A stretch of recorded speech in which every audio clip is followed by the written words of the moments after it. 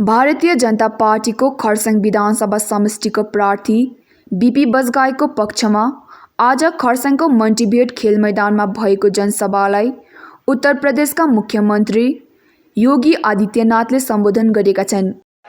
वन्दे दार्जिलिंग के लोकप्रिय सांसद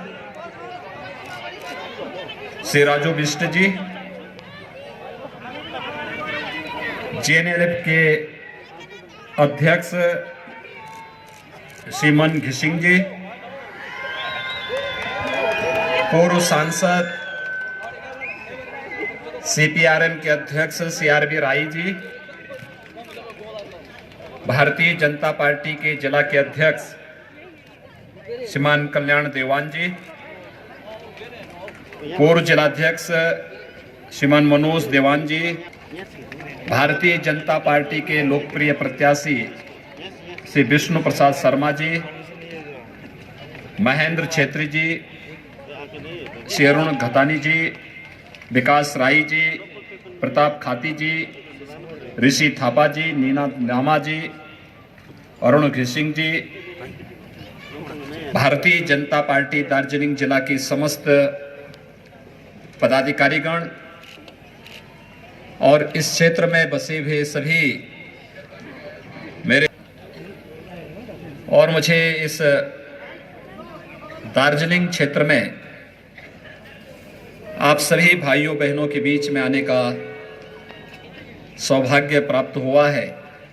आप सबसे मिलकर के संवाद बना करके मुझे बहुत प्रसन्नता की अनुभूति हो रही है। मैं आप सबका हृदय से अभिनंदन कर। ये प्राकृतिक सौंदर्य यहाँ पे पर्यटन की संभावनाओं को भी आगे बढ़ाता है। ये पर्यटन, ये प्राकृतिक सौंदर्य हेल्थ एंड वेलनेस के नए स्पॉट के रूप में हेल्थ टूरिज्म को भी आगे बढ़ाने का एक मादा यहाँ पे रखता है। और मैं तो कह सकता हूं, यहाँ पे भाजपा की सरकार होती तो टूरिज्म में यूरोप और स्विट्जरलैंड आपसे कई पीछे छूट जाता। दार्जिलिंग नंबर 1 पर देश और दुनिया के अंदर आ गया होता।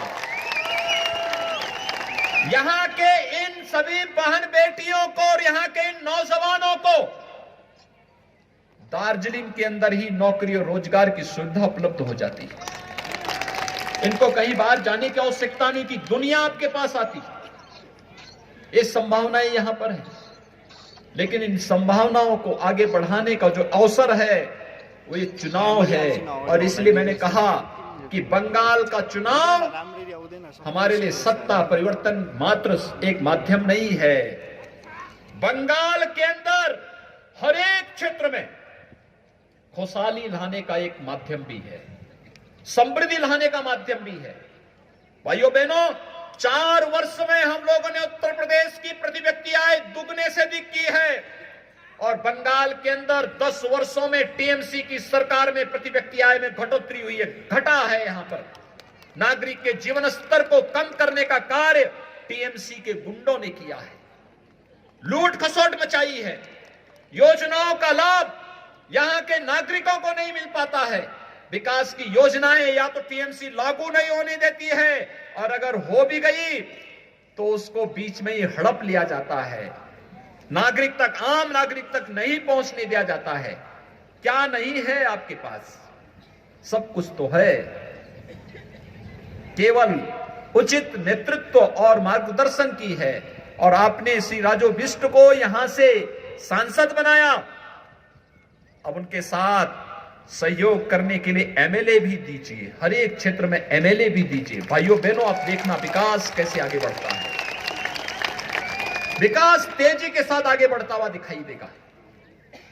मुझे आश्चर्य होता है, यहां पर गोरखा समुदाय पर तो अत्याचार हुआ ही, चाय बागान के श्रमिकों के साथ कितना शोषण हुआ। देश के अंदर उनको प्रतिदिन जो उनका मानदेय है 300-350 रुपए प्रतिदिन मिलता है, उनको जमीन के पट्टे मिलते हैं। लेकिन बंगाल के अंदर यहां पर 200 रुपए भी नहीं मिलते, उसमें भी शोषण होता है, जमीन का पट्टा नहीं मिलता है। उनके सामने अपने जीवन को। बहनों, बंगाल विधानसभा का चुनाव चल रहा है और मुझे इस दार्जिलिंग क्षेत्र में आप सभी भाइयों बहनों के बीच में आने का सौभाग्य प्राप्त हुआ है। आप सबसे मिलकर के संवाद बना करके मुझे बहुत प्रसन्नता की अनुभूति हो रही है। मैं आप सबका हृदय से अभिनंदन करता हूं।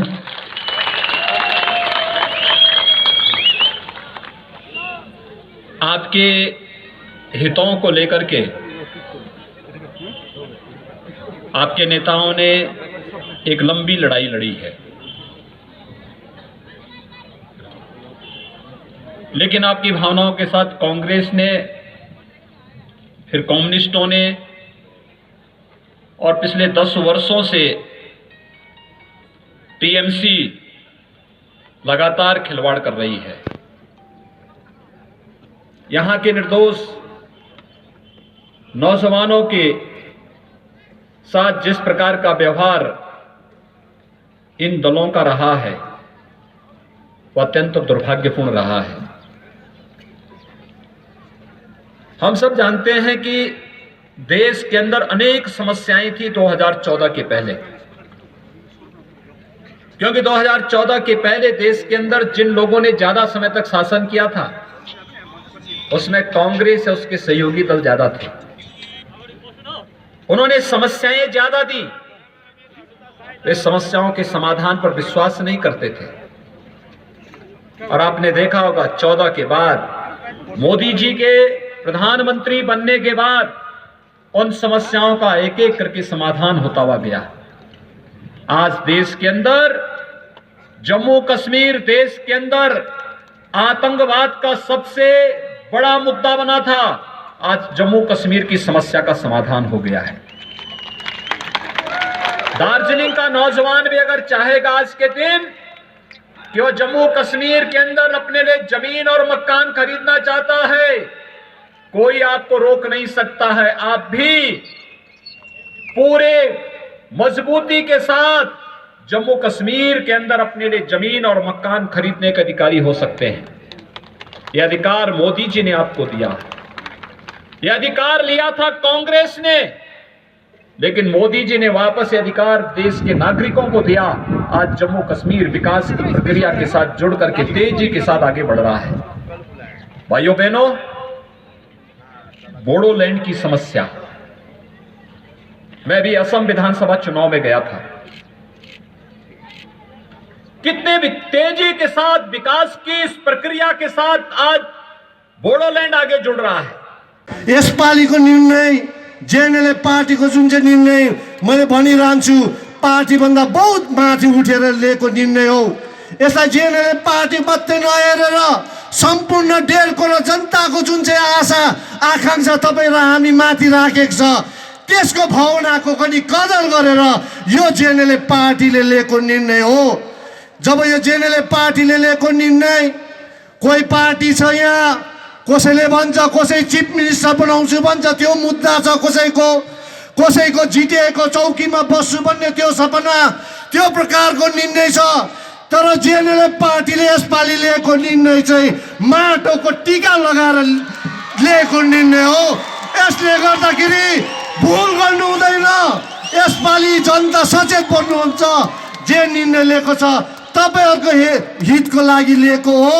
जेएनएलए पार्टीले आउँदो भावी सन्तानको लागि लिएको हो, आउँदो नानीको लागि लिएको हो, बामी सर्ने नानीको लिएको हो, गर्वमा भएको त्यो नानीको भविष्यलाई हेरेर लिएको हो। यो निर्णयलाई तपाईँ स्वागत गरिदिनुहोस् र यसपालि जहाँ जहाँ पनि भाजपा समर्थक भाजपा क्यान्डिडेट छ त्यसलाई हाम्रो कर्तव्य पनि हो, रेस्पोन्सिबिलिटी हो। यसलाई भारी मतले विपुल भोटले विजय गरेर पठाउनु पर्छ भन्दै मेरो छोटो वक्तव्य